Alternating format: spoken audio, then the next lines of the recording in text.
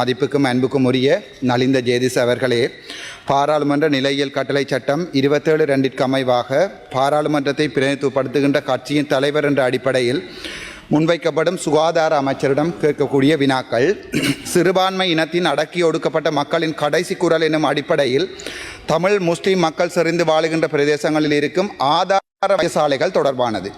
கடந்த தினங்களில் ஜனாதிபதி அவர்களால் மற்றும் புத்தளத்தைச் சேர்ந்த பாராளுமன்ற உறுப்பினர் ஒருவராலும் மக்களுக்கு தெரியப்படுத்தப்படுகின்ற புத்தள ஆதார வைத்தியசாலை தொடர்பாக பொறுப்புமிக்க மதிப்புமிக்க அரசாங்கத்தின் அமைச்சர் என்ற வகையில் உங்களிடமிருந்து உண்மையான பதில்களை எதிர்பார்க்கிறேன். முதலாவது கேள்வி, மொத்தமாக 11 கேள்வி இருக்கிறது. முதலாவது கேள்வி, புத்தளம் மாவட்டம் மற்றும் அதனை நேரடியாக இணைக்கும் மாவட்டங்களில் உள்ள ஆதார வைத்தியசாலைகள் எவை?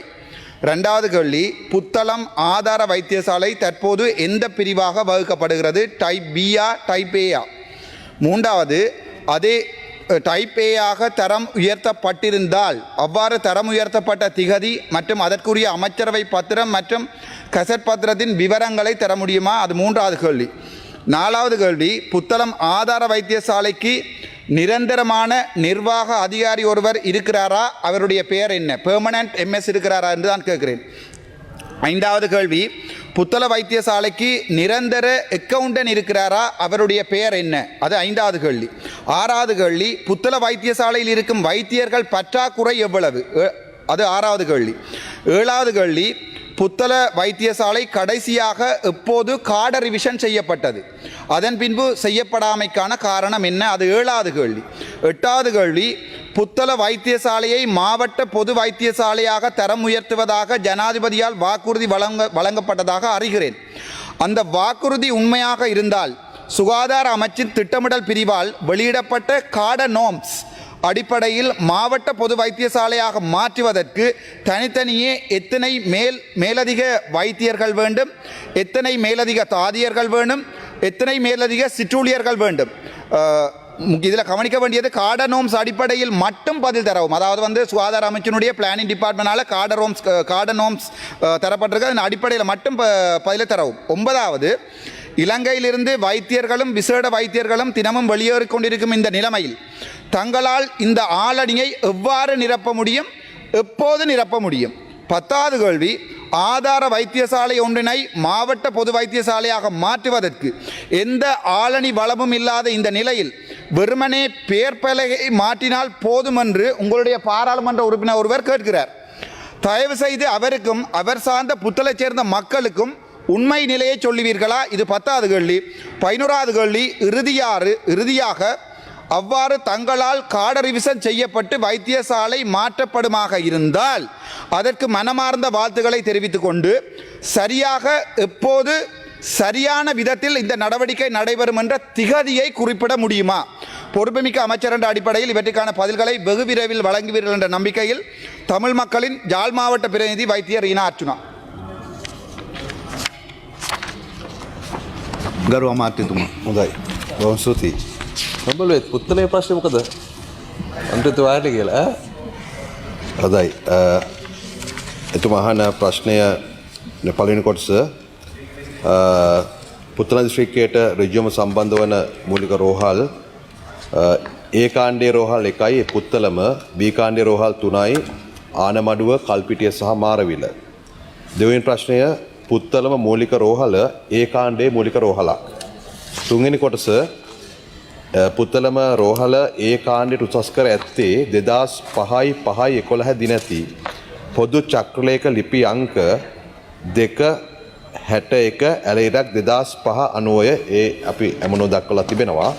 මන්ත්‍රීතුමාට ඒක බලා ගන්න පුළුවන්. ඊළඟට මේ පුත්තලම් දිස්ත්‍රික් රෝහලේ මම හිතන්නේ මේකේ ගරු කතානායකතුමනි පරිවර්තනයේ දෝෂයක් වෙලා තිබෙන්නේ මට එවලා තියෙන්නේ පරිපාලන ධාරියෙක් ඉන්නවද කියන එක. මන්ත්‍රීතුමා කියන්නේ ඔබතුමා 29(1)2 මන්දමලින් කියන්න යන්නේ சார், நான் இப்போது புத்தளம் மாவட்டம் தொடர்பான கேள்வியை கேட்டுட்டு பாராளுமன்றம் போகின்ற போது அந்த கேன்டீனில் வாசலில் இருக்கிற கேமராவுக்கு முன்னால் புத்தளம் மாவட்டத்தில் இந்த பாராளுமன்ற உறுப்பினர் ஃபைசால் என்னை கொலை செய்வதாக ගරු මන්ත්‍රීතුමා අදාළ පොයින්ට් පොඩයක් මේ ගරු මන්ත්‍රීතුමා.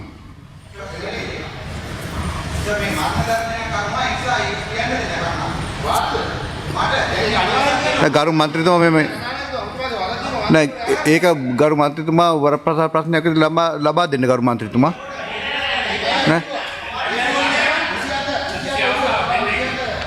දිස්වර ප්‍රසාදයක් විදියට නගන්නේ ඒ පැන නැගිච්ච එකක් විදියට හරි ගරු මන්ත්‍රීතුමා පැන්න කතා ඉදිරිපත් කරන ගරු මන්ත්‍රීතුමා கௌரவ சபாநாயகர் அவர்களே என்னை கொலை செய்வேன் என்று சொல்லி கேமராக்கு நேர முன்னால கேண்டீனில் கேமராக்கு நேர முன்னால மமவா மரலதானுவான்னு சொல்லி எனக்கு நேராக சொல்லியிருக்கிறா தயவு செய்து அந்த கேமராவை எடுத்து ரெக்கார்டிங் எடுத்து இன்கொயரியை ஸ்டார்ட் பண்ணுங்க எனக்கு சாகிறதுக்கு பயம் இல்லை ஆனால் ஒரு கேள்வியை கேட்டது ගරු මන්ත්‍රීතුමා මාවත ලිඛිතව ලබා දෙන්න ගරු මන්ත්‍රීතුමා Honorable Chatura Abesinghe, you have Point of order. Yes, but இங்க இந்த உயர்ந்த சபைக்கு மக்கள் எங்களை வாக்களித்து அனுப்பிக்கிறது இந்த நாட்டுக்கும் நாட்டு மக்களுக்கும் நலவு செய்யறதுக்கு. அந்த அடிப்படையில் புத்தளம் தொகுதியில் வாழ்கிற அனைத்து இன மக்களும் எங்களுக்கு வாக்களித்து புத்தளம் தொகுதிக்கான நலவசையை அனுப்பி வைக்கிறாங்க. அந்த அடிப்படையில் நாங்கள் புத்தளம் வைத்தியசாலையை தரம் உயர்த்தி தருமாறு எங்கள்கிட்ட அதிகாரி ஜனாதிபதி அவங்கள்ட்டையும் எங்கள்கிட்ட அமைச்சர்கிட்டையும் நாங்கள் கேட்டிக்கிறோம். Honorable member, come to your point, please. என்கிட்ட பேரை சொல்லிக்கிறாங்க. Okay. அதை நாங்கள் கேட்டிக்கிறோம். அதுக்கு எங்கிட்ட அதிகாரி ஜனாதிபதி அவங்களும் அமைச்சர் அவங்களும் அதை செஞ்சு தரதாக சொல்லிக்கிறாங்க. அதுக்காக இங்கே இந்த உயர்ந்த சபையை பொய் சொல்லி நாங்கள் பொய் சொன்னதாக நாங்கள் போர்டை போட்டு கேட்டோன்னு சொல்லி பொய் சொல்கிறாங்க. நாங்கள் போர்டு போட்டு கேட்க இங்கே வரையில. அதுக்காக இங்கே யாரையும் வந்து பயமுறுத்தவும் நாங்கள் இங்கே வரையில.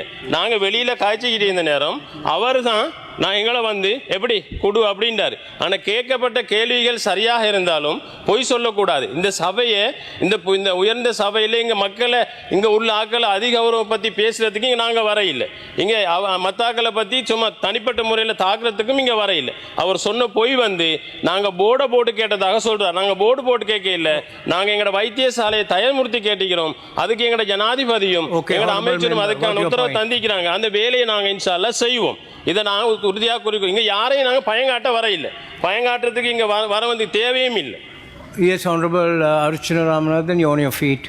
Used to speak in this honorable August chamber with the points. Without any point, I don't speak. Sir, 92 point of order එක මේ සභාව ඇතුළේ කවුරු හරි නම කියලා කතා කරලා තිබ්බානස එයා එතුමා ඒ වෙලාවේ නැත්තම් එතුමා ගිහලා ආපහු අවසර අරගන්න ඕන ඔබතුමාට. ඔබතුමාට අවසර අරන් තියනවාද මේකට?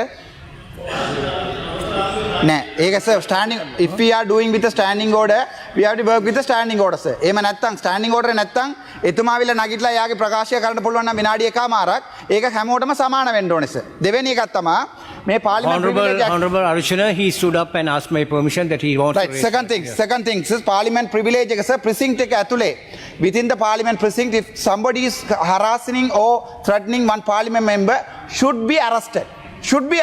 මේ පාර්ලිමේන්තු මේක තියෙනවා මම ෆයිල්ම කියන්නස්ස මේක ඕනනම් මේක තියෙනවා පාර්ලිමේන්තු ප්‍රිවිලේජ් ඇක්ට් එකේ 27 1 2 3 ඒක පැහැදිලිම තියෙනවා කවුරු හරි මේ සෙක්ෂන් B එකේ ඔෆෙන්ස් එකක් කරලා තියෙනවා නම් parliament has no right to conclude or inquire.